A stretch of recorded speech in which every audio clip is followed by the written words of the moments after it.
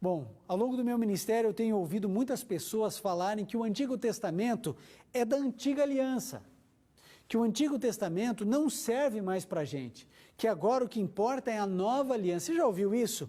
Estamos debaixo da graça e não mais debaixo da lei. Ora, primeira coisa que eu quero lhe falar nessa noite, nunca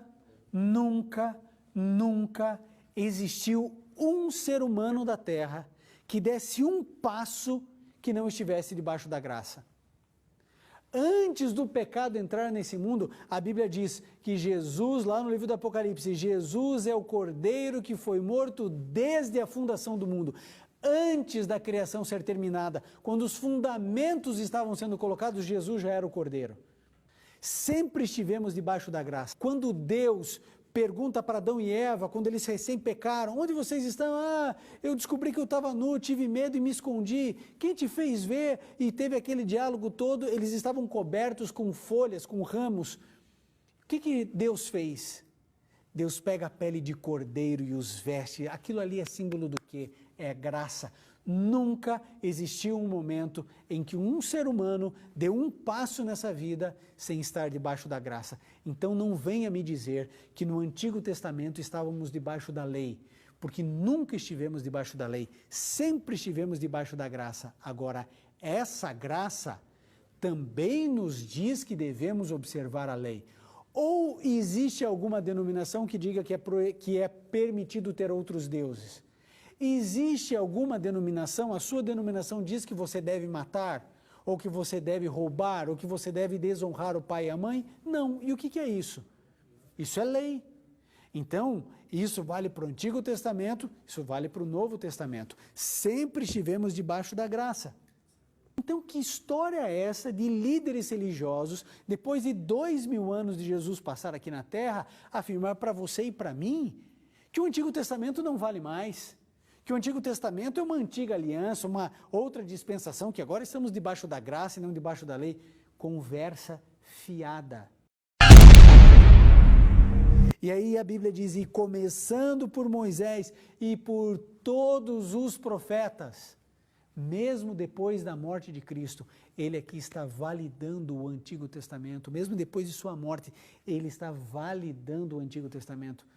Por isso você precisa se perguntar, que história é essa de que o Antigo Testamento não vale mais nada? Toda a Escritura é divinamente inspirada e proveitosa para ensinar, para repreender, para corrigir, para instruir em justiça. Agora eu pergunto, que Escritura é essa que o apóstolo Paulo está falando? É o Antigo Testamento, irmão. É o Antigo Testamento, querida irmã. Ele aqui menciona, olha, toda a Escritura é divinamente inspirada e ela é proveitosa, ou seja, o Antigo Testamento é proveitoso para ensinar, para repreender, para corrigir, para instruir em justiça. Ora, eu vou falar uma coisa para você e eu quero que você me entenda bem.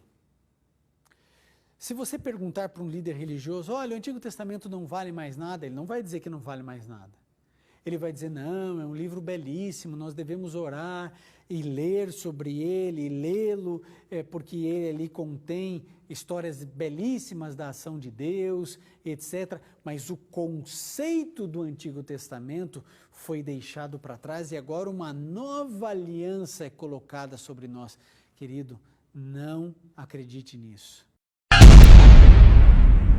Bem, vamos para um outro texto que eu julgo bastante importante. Você vai encontrar agora aqui em Mateus 5,17. É Jesus dizendo assim, não penseis que vim destruir a lei ou os profetas. Não vim destruí-los, mas vim cumpri-los. Você percebeu o que Jesus Cristo disse? Ele disse, não penseis que vim destruir a lei ou os profetas. Não vim destruí-los, eu vim cumpri-los. É claro, Jesus Cristo nunca pecou. Como que a Bíblia define pecado? Pecado é transgressão da lei. Se ele nunca pecou, é porque ele não transgrediu o quê? A lei. Logo, a lei está em vigor. A lei dos 10 mandamentos e outras leis, como a lei da saúde, por exemplo, contida em Levítico 11. Muito claro, alimentos que você e eu podemos e não nos alimentar. Então eu e você precisamos descobrir que Jesus Cristo disse, não vim destruir a lei e os profetas. Pelo contrário, mesmo depois de sua morte, ele começou a discorrer, começando por Moisés, passando por todos os profetas. Se Jesus Cristo não veio destruir o Antigo Testamento, que ser humano tem autoridade para fazer isso? Que loucura dentro do cristianismo é essa? Que insanidade é essa que permeia dezenas, talvez centenas de igrejas, de denominações que se dizem cristãs? Agora, eu vou dizer uma coisa para você. Quando o seu líder religioso fala que você tem que devolver o dízimo, que textos ele usa? Já parou para pensar? Ele usa, na sua maioria absoluta, textos do Antigo Testamento. Agora que interessante, quando a questão é dinheiro, aí o Antigo Testamento serve. Os nossos olhos precisam se abrir, as escamas precisam cair. Como é que o indivíduo desvalida a lei de Deus? E agora eu vou falar uma coisa, eu quero que você me entenda bem. Se você levar assim em consideração 100% das igrejas evangélicas, nenhuma delas é contra a lei de Deus.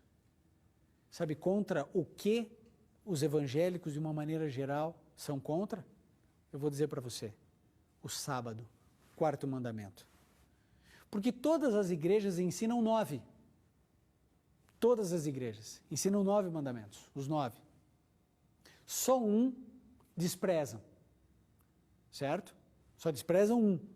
E como não existe argumento no mundo, muito menos na Bíblia, para que seja desvalidado o sábado, aí então dizem, estamos debaixo da lei, agora não estamos mais debaixo da lei. Querido, como que você não está debaixo da lei?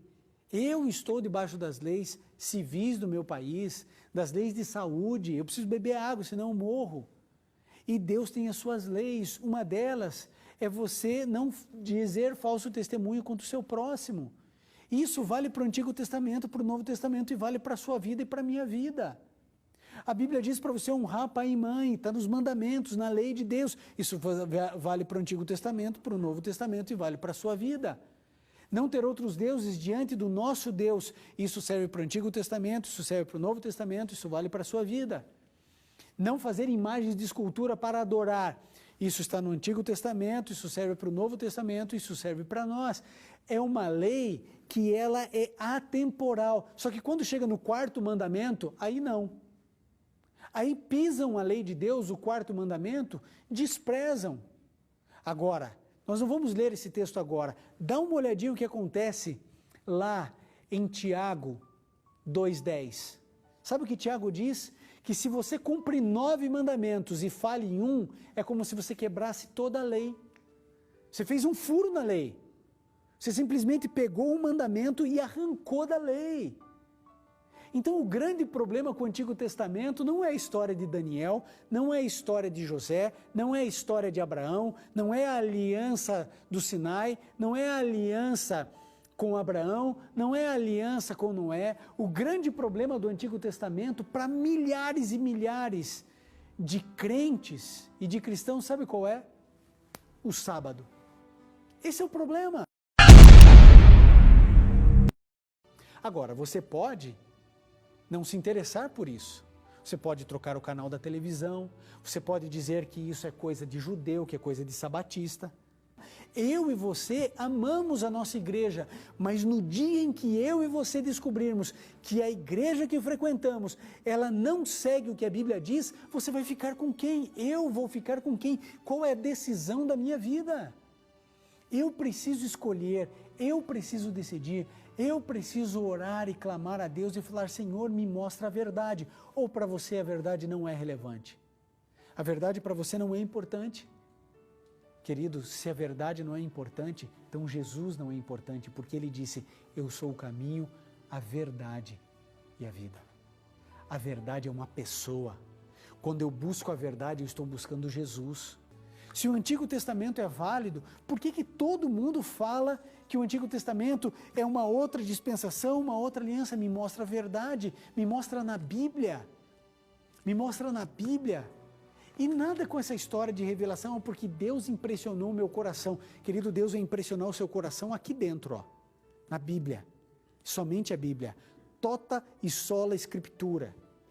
E aí então você tem que perguntar, Senhor Deus, se é para guardar o sábado, me mostra. Se não é, mostra para esse pastor. Porque, querido, se não é para guardar o sábado, eu vou ser o primeiro a vir pedir perdão aqui publicamente. Se você tem uma visão mais ampla, diferente, me mostra aqui na Bíblia que eu devo guardar o domingo, ou a sexta-feira, ou a terça-feira, ou que tem que guardar todos os dias, ou que eu não preciso guardar mais nenhum dia.